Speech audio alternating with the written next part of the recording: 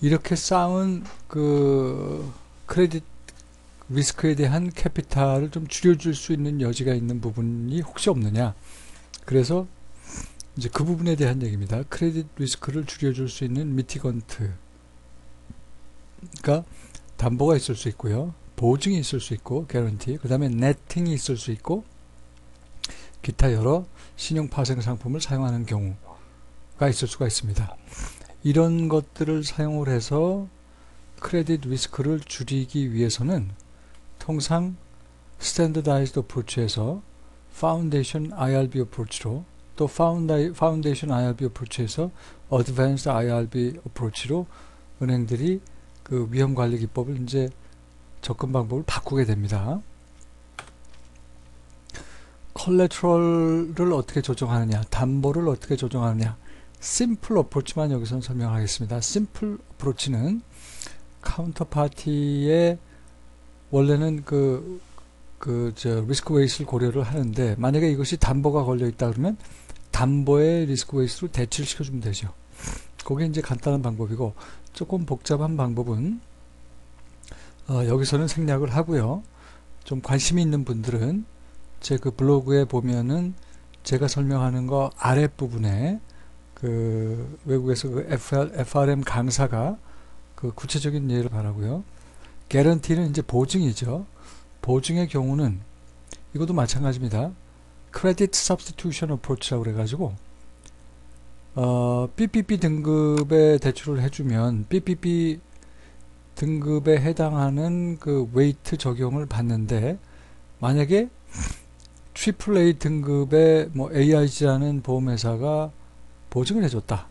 그럴 경우는 그 보증을 해준 사람의 개런토, 보증을 해준 사람의 AAA 레이팅으로 바꿔주기만 하면 되는 게 이제 심플한 방법입니다. 그런데 이런 심플한 방법이 크레딧 리스크를 조금 오버스테이트, 과대평가하는 경향이 있어요. 왜냐하면 원래 돈을 빌려간 사람이 못 갚는 거를 전제로 그 개런토, 보증인의 그 신용등급을 사용을 하기 때문에 이런 과대평가의 크레딧 리스크 과대평가의 위험을 줄이기 위해서 바젤에서는 그 대안으로 다음과 같은 공식을 적용을 하고 있습니다.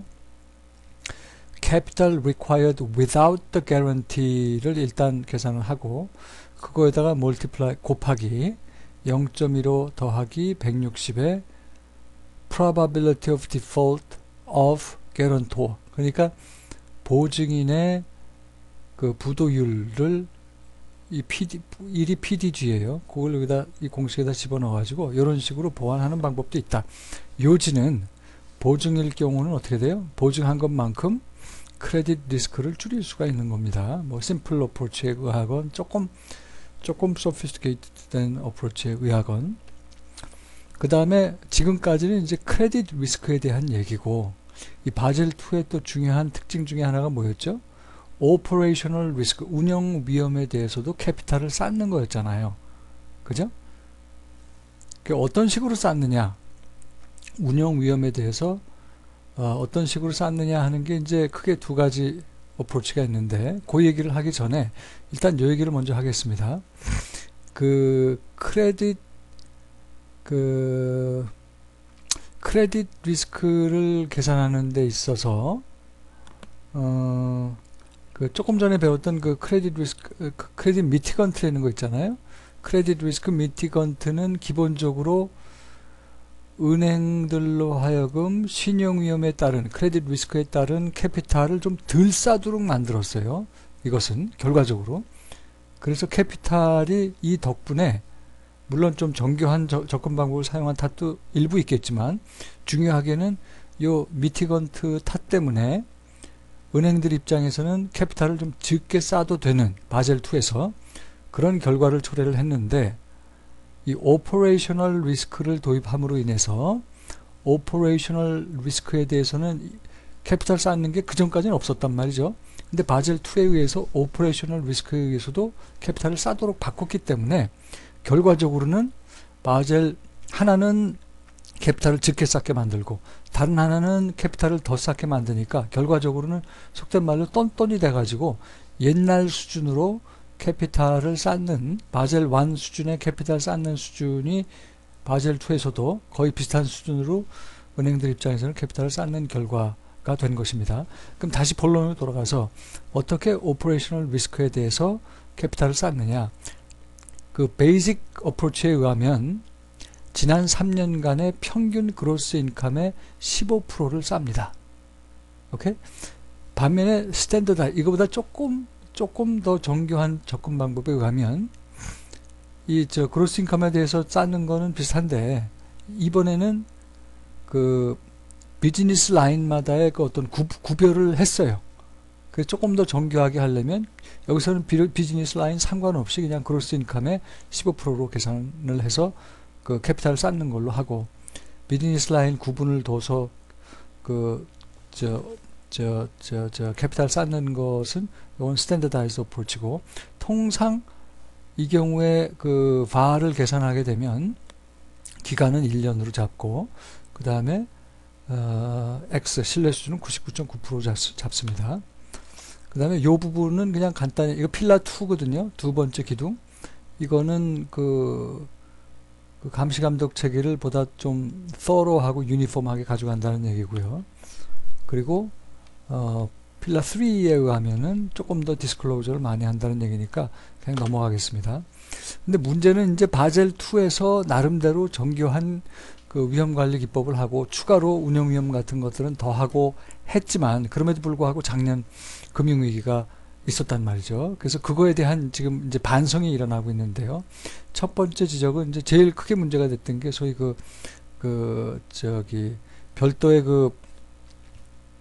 그 자산 유동화 회사 같은 걸 만들어 가지고 거기서 거래되는 것에 대해서는 지금 그 위험 관리가 전혀 안 됐단 말이죠.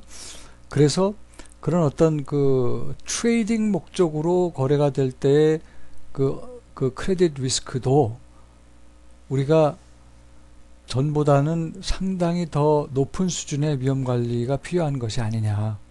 그래서 그 대출을 해주고 그 대출 위험 관리하는 정도, 그 정도 수준의, 그러니까 마켓 리스크를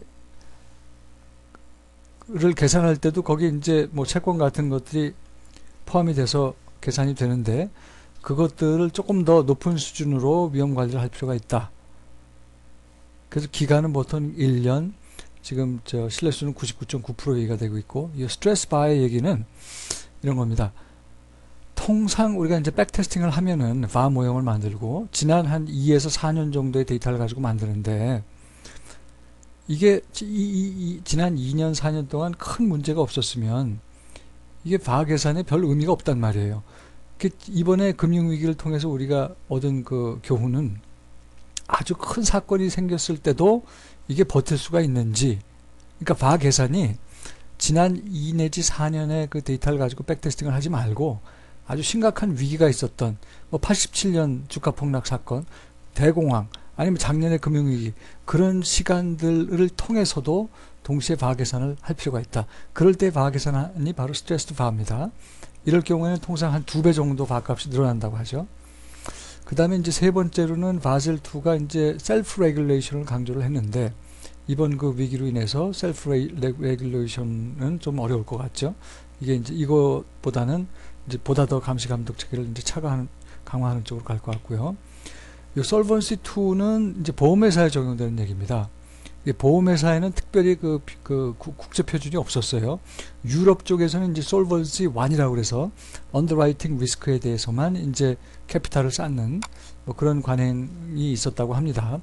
그런데 이제 이거를 솔번시 2로 바젤 2와 유사한 솔번시 2를 가지고 역시 바젤 2처럼 3필라를 가지고 관리를 하는데, 이거는 뭐 읽어보시기 바랍니다. 지금 시간 관계상 MCR이랑 SCR 맞추지 못하면 어떤 뭐 제재가 이제 가해지는 그런 얘기가 나오고 있고요. 그 다음에 통상 여기서는 이제 신뢰 수준 99.5% 하고 티어 1, 2, 3 캐피탈이 있고, 인베스트먼트 리스크뿐만이 아니라 이제 언더라이팅 리스크뿐만이 아니라 인베스트먼트 리스크, 오퍼레이셔널 리스크도 우리가 캐피탈을 거기에 대해서 쌓아야 되는 걸로 그렇게 지금 얘기가 되고 있습니다. 이건 보험회사에 적용되는 규제입니다. 여기까지.